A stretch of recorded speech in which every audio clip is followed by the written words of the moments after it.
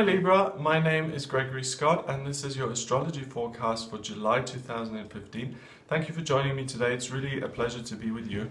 I am going to do a really in-depth kind of analysis of your astrology for July. I'm going to have a look at the planets, the luminaries, the aspects they make with each other and how they interact and what kind of an impact that's going to have on you. I'm not going to look at your tarot.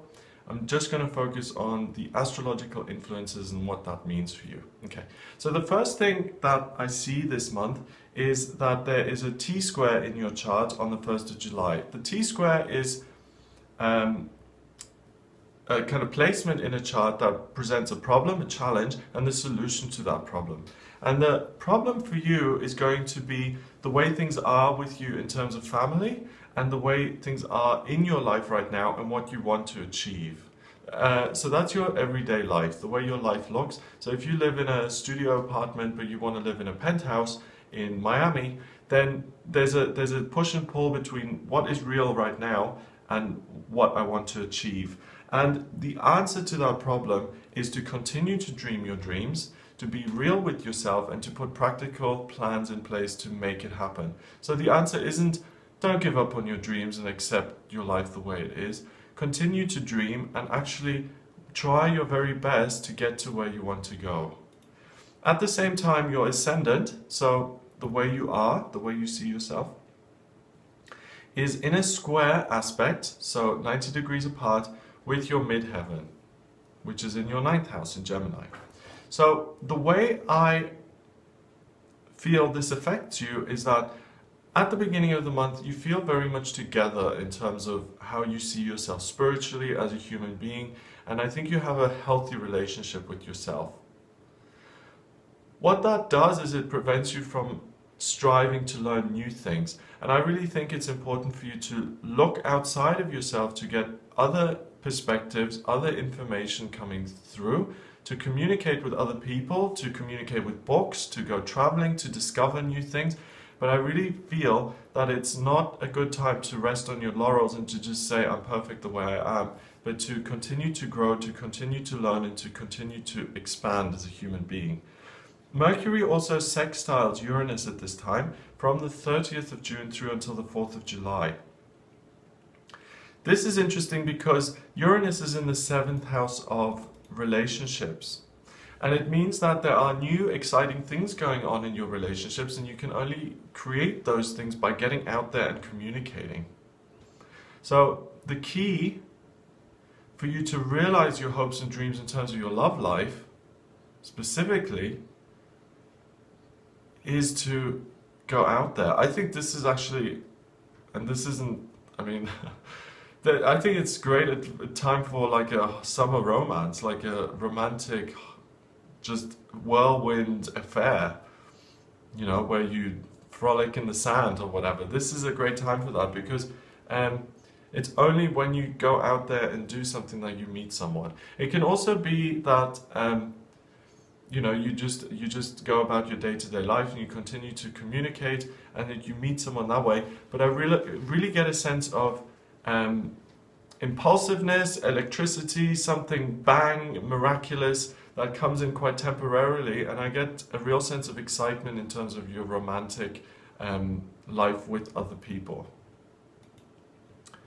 That's exciting, that's great. Okay, so on the 2nd of July, the full moon occurs in Capricorn, and this occurs in your 4th house of family and intimate relationships, your roots. And a full moon is always a period of blossoming. So if you want to, this is a great time because it's conjunct with Pluto, the planet of death and rebirth. This is a great time for you, Libra, to revive some of your family relationships that may have fallen by the wayside. You know, a sister that has fallen out with the family, or a brother that you disowned, or whatever it is. It's a great time to recover those lost relationships. Saturn squares Venus from the 3rd of July through until the 15th of August. And Saturn is in your 2nd house in Scorpio. The way to overcome the financial limitations that you're experiencing at the moment is to dream big and to see what other options that are available to you. I really feel that you're on a very fixed kind of financial this is a very fixed financial time in your life.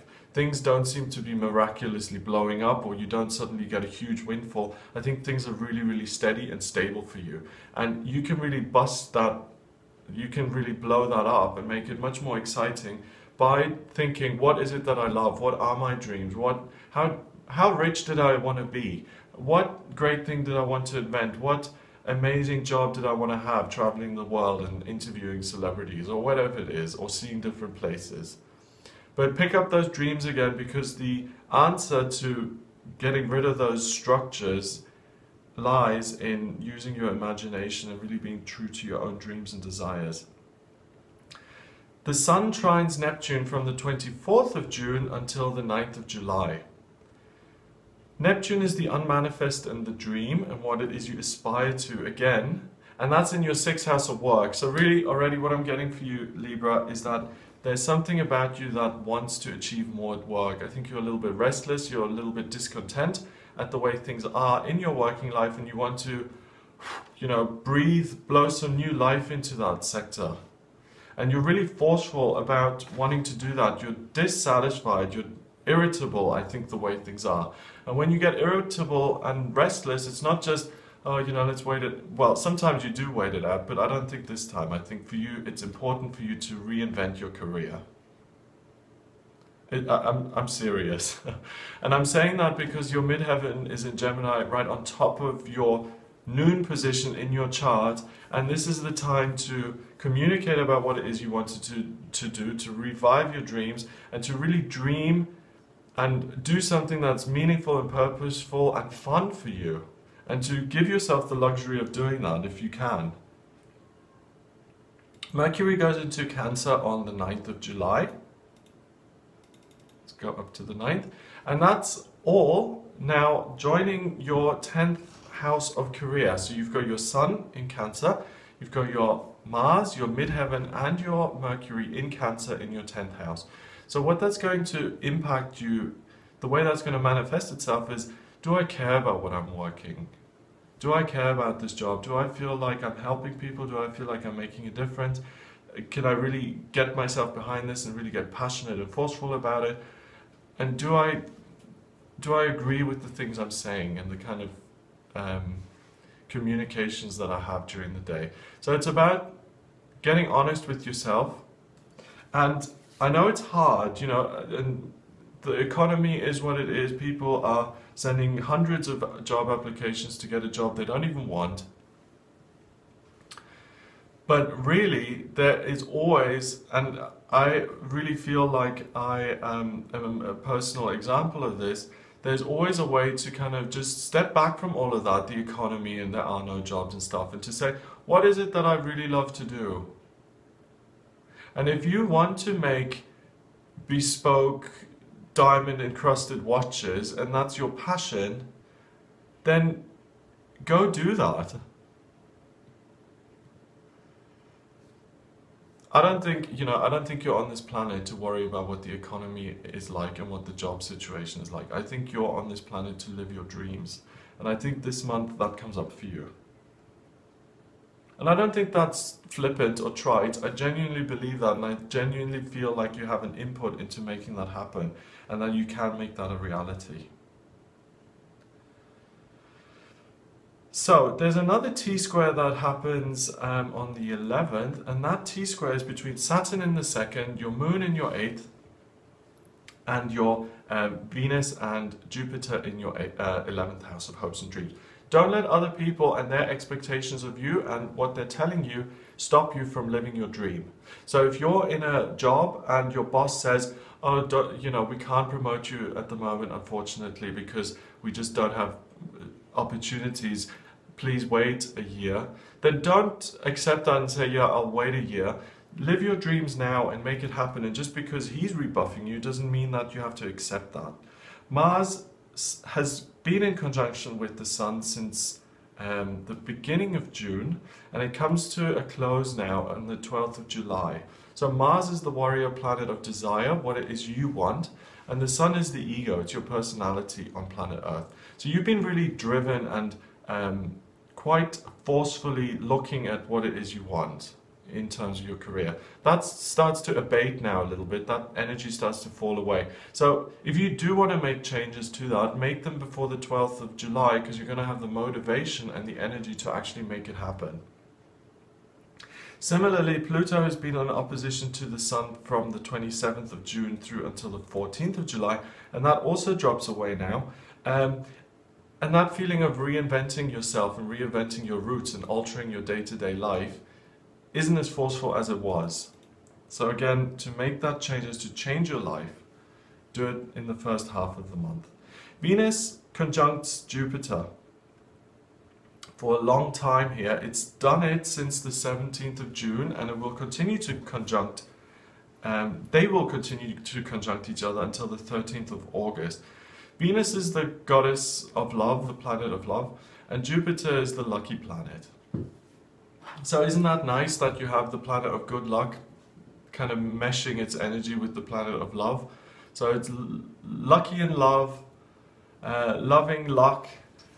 You know, it's a great energy, and that's in your 11th house of hopes and dreams. And that energy really inspires you to dream again. And that's what this is all about for you this month so far. It's like allow yourself to dream and then allow yourself to fall in love with the process of life and seeing that there are other opportunities out there and that it's not just all practical circumstances and what you can and can't do. Sometimes it's very important to think outside of the box. The new moon occurs on the 16th of July. And that new moon occurs in your career sector in Cancer. So pick a career that you like, plant some seeds of intention and take some action, apply it to the college, send off the job application, decide what you'd like to do that you genuinely care about, plant it in that seed, let it grow by itself, because that's what the new moon energy is about, planting seeds and watching them grow, and consciously do that. Imagine like a flower pot. Here's my idea, I imagine it as a seed, I plant it, I let it go and I just watch it grow and I leave it to do its job. The new moon will kind of take over, infuse that visualization with its energy and help your new reality become real in the 3D practical physical world. Uranus squares Mars from the 16th of July, so the same day as the new moon, and goes through until the 2nd of August. So Uranus is in your 7th house in Aries, and Mars is in Cancer in your 10th house. And when they are in a square aspect, they're 90 degrees apart and they create friction between each other. You're going to want to do things differently in your relationships, and that is going to come into conflict with you feeling a sense of being stifled in terms of your working life. So again, the answer is to think outside of the box, to really treat people the way you think they ought to be treated. I mean, usually that's with respect and being honest and open, but really don't fall into the trap of giving someone adulation just because other people expect you to do that, or sucking up to someone just because you think you might get something out of it. That's going to frustrate you if you go into that mode in the end of July. I think it's really important for you to be honest and real with yourself about other people in your life and the way you want to treat them and the way you think they ought to be treated. We all have people that we really respect. We all have people that we look up to, that we admire, and we all have people that we don't like. There's nothing wrong with that. We're all like that because we all have egos, but we can treat all of these people with respect, but we don't need to kind of go overboard and send them hate mail or suck up to them just because, you know, we don't need to go to those extremes with that behavior. And for the end of July, for you, Libra, it's important to kind of get clear on that and to keep an eye on your interactions with other people. Okay. Venus then goes into Virgo on the 19th of July, and that occurs in your 12th house. This is a really wonderful time for you to get more discerning and practical with your spiritual practice.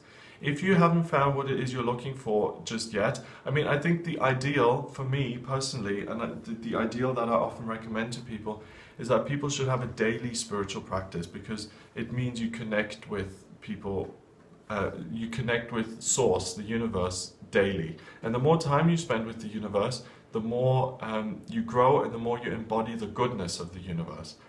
I meditate, I'm not regular about it, but I feel like my readings allow me to contact that higher universe, and because I do that every day, I feel like I'm building my relationship, and that's my spiritual practice. But for you, if you haven't found that thing that's in your life daily, excuse me, then the 19th onwards, when Venus goes into Virgo, that's a good time for you to do that, and a good time for you to look into that. Okay. Oh, another T-square happens on the same day, the 19th of July, and it stays in your chart for 10 days until the 29th. And this T-square is again between your roots and your work, and the outcome is your the way you see yourself at work, and the way you see yourself being. So again, this echoes what I said with Mars, Uranus, that it's important to be truthful to yourself, not to burn any bridges, to not go overboard, but to be true to yourself, but also be respectful and considerate of other people at the same time. It's a balancing act, and you can do both, but you have to walk that tightrope at the end of July. Mercury goes into Leo on the 24th of July. And that's great, because you are in touch with your hopes and dreams, and that doesn't go away, it just keeps coming up. And the next day, a grand trine occurs in water. And this is a wonderful day for you, because a grand trine is a big blue triangle that indicates a real area of talent and growth and insight, especially when it's in water. And it's between the moon in Scorpio in your 2nd, Chiron in Pisces in your 6th, and the midheaven in Cancer in your 10th.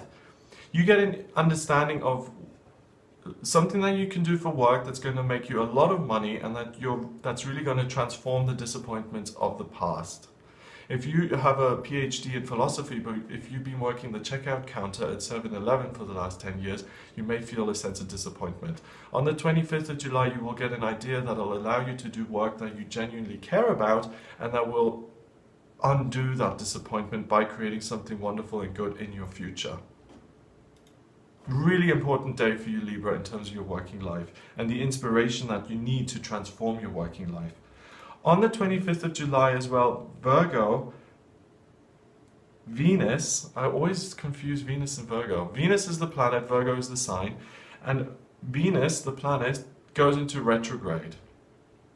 All personal planets retrograde, so Mercury retrogrades, and that's a very famous one, everyone knows about that. But Venus also retrogrades, and so does Mars, okay? And Venus retrogrades on the 25th, and it stays in retrograde until the 8th of September. And this is a really important time to reassess what it is you love, what it is you care about, to reevaluate, to kind of not be so heated, and to look at things more objectively, and to explore. And Venus for you is in Virgo in your 12th house, and this is a great time for you to do that research in terms of your spiritual practice. What is it that you can apply yourself that really gives you that sense of connection that you actually enjoy? I did a video on meditation recently, have a look at that, but sometimes the meditations were just, I mean, I love meditation, but a specific type that actually works for me, because some of the other ones, I'm just like, this is so boring, I don't want to do this. You know, I can watch the static on the TV, that's more interesting than this. So you have the opportunity and the time to find an actual practice that works for you. Okay. And then finally, the month ends with a blue moon. A blue moon is something that happens very rarely. It's when there are 2 full moons in a month. So the first full moon was on the 2nd of July, that was in Capricorn. And usually we just have 1 full moon, okay? And a full moon is a time of culmination and blossoming. But this month we've got another one on the 31st of July, and that's what's called the blue moon, and that's another blossoming. So what that means for you, Libra, is that this is a very powerful month of becoming realized, of becoming, it's almost like giving birth, of a culmination of things. And the main themes that have been going on for you this month are really figuring out what your dreams are, and working at your relationships in terms of being true to yourself. And all of those things come together under those two full moons and help you to really realize your dreams. It doesn't mean that they're a reality straight away, but that for you internally, you know what I want to do, you know what you want to do, you know what you see yourself in, you know what your purpose is, and you discover your path forward. And that is very, very powerful and very important. And like that philosophy student I mentioned as an example, when he finds what he's looking for, he's going to feel such a sense of relief and such a sense of purpose that will fix all of the frustration of the past.